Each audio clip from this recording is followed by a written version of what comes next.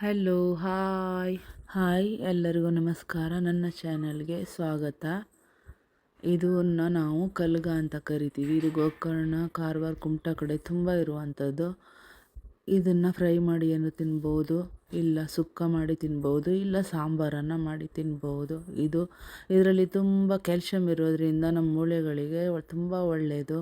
ಇದು ಇಲ್ಲಿನ ಫೇವ್ರೆಟ್ ಮತ್ತು ಡೆಲಿಷಿಯಸ್ ಆಗಿರುವಂಥದ್ದು ಫುಡ್ಡು. ನೀವು ಆ ಕಡೆ ಹೋದಾಗ ಇದನ್ನು ತಿಂದು ಟೇಸ್ಟ್ ಹೇಗಿದೆ ಅಂತ ಹೇಳಿ. ಇದರ ರೆಸಿಪಿ ಬೇಕು ಅಂದರೆ ಯಾರ್ಯಾರಿಗೆ ಬೇಕೋ ಅವರು ಕಮೆಂಟ್ ಮಾಡಿ.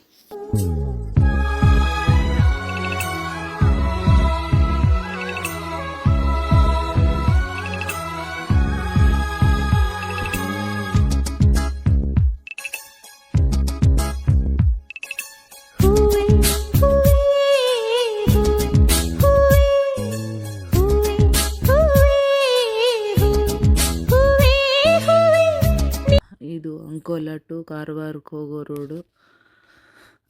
ಮಳೆ ಬೇರೆ ಬರ್ತಾ ಐತೆ ಲೈಟಾಗಿ.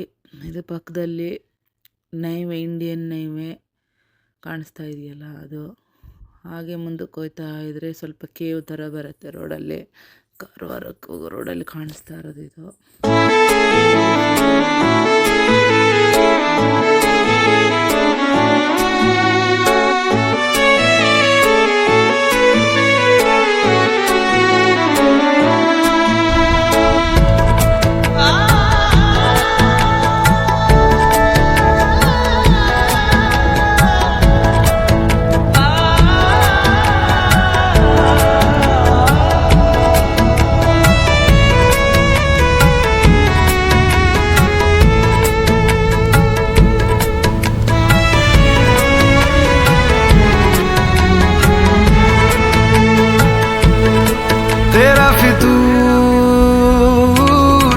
जब से चढ़ गया रे तेरा फितूर,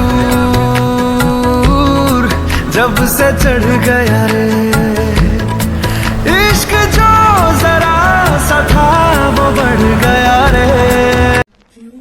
Так дайте пацанам посчитать потери, сумма нули погибает на сцене. Снова один прогуляюсь без денег, заливая лин под.